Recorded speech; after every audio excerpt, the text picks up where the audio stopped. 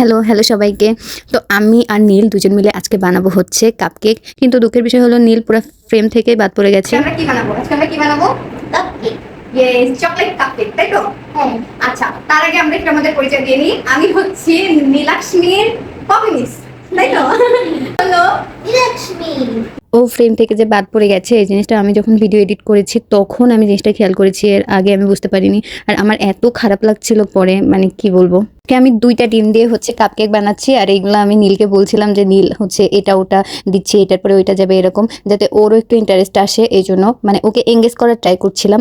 যেহেতু ওর মা আমার কাছে রেখে একটা ইম্পর্ট্যান্ট কাজের জন্য বাইরে গেছে, এই জন্য হচ্ছে ওর যাতে খারাপ না লাগে বা মার জন্য যাতে মন খারাপ না হয়, এই জন্য আমি ওর সাথে একটু মজা করছিলাম, এটা ওটা বলছিলাম, ওকে ব্যস্ত রাখার ট্রাই করছিলাম। ও আমার সাথে অনেক গল্প করছিল, আমার কাছে জিজ্ঞাসা করছিলাম যে তোমার কুকিং কি ভালো লাগে নাকি। তো ও বললো যে হ্যাঁ ওর পছন্দ, বাট ওর বেশি পছন্দ হচ্ছে খাওয়া দাওয়া। নীল আমাকে আরও একটা কথা বললো, ওর স্কুলে নাকি শেফ ক্লাব আছে যেখানে কুকিং শেখানো হয়। তো ও এখনও ওই ক্লাবে জয়েন করেনি। আজকে আমার সাথে কেক বানিয়ে ওর এত ভালো লেগেছে যে ও বলল যে শেফ ক্লাবে ও জয়েন করবে। যাই হোক, ও শেফ ক্লাবে জয়েন করুক আর না করুক, আমার ওর সাথে কুকিং করে খুবই ভালো লেগেছে। আর ডিমের ফোমটা আমার প্রায় রেডি হয়ে এসেছে। এবার আমি এর মধ্যে কুসুমটুকু দিয়ে দিয়ে সুন্দর করে বিট করে নিচ্ছি যাতে ফোমটা আরও বেশি ফোমি হয় এজন্য। আচ্ছা, আপনাদের কার কোন ফ্লেভারের কেক পছন্দ কমেন্টে কিন্তু জানিয়েন।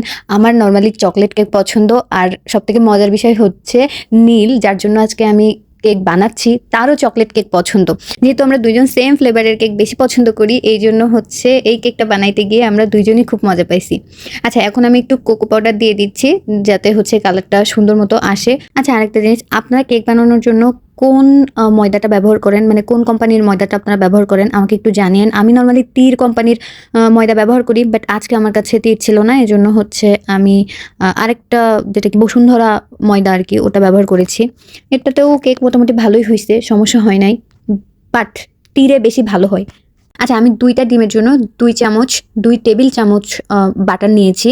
আর এই বাটারটা আলাদা একটা বাটিতে নিয়ে কেকের ব্যাটারের সাথে মিশায় তারপরে হচ্ছে মিক্সড করতেছি যাতে ফোমি ভাবটা নষ্ট না হয়ে যায়। এই জন্য যেহেতু চকলেট কাপকেক বানাচ্ছি, তো এর মধ্যে যদি চকলেট চিপস না দেয় তাহলে তো খাইতে গেলে মজা আসবে না। প্রত্যেক বাইটে যখন এই চকলেট চিপস গালে পড়ে তখন তো খেতে সেই মজা লাগে।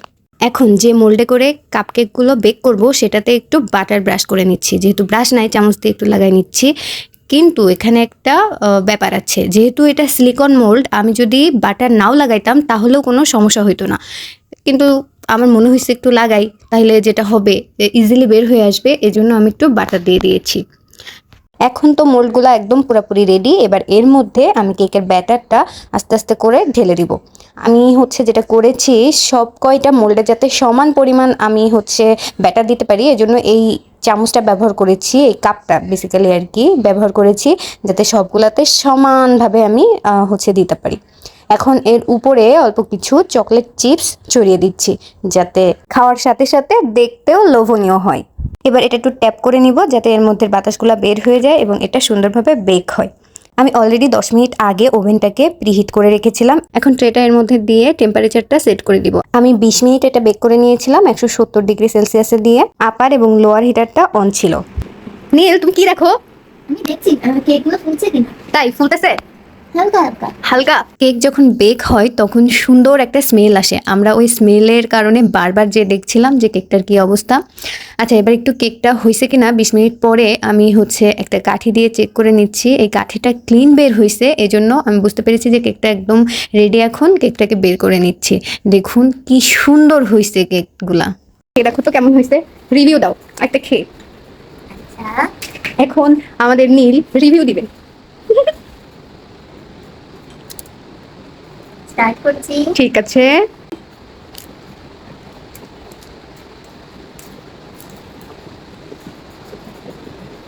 আশা দারুণ আশা। আচ্ছা, নীল তো রিভিউ দিয়েই দিল যে অসাধারণ হয়েছে খাইতে। আমরা আসলে কেকটা বানাইতে গিয়ে কিন্তু অনেক মজা করেছি। আমার নীলের সাথে কথা হয়েছে যে নেক্সট টাইম আমরা ফ্রেঞ্চ ফ্রাই বানাবো।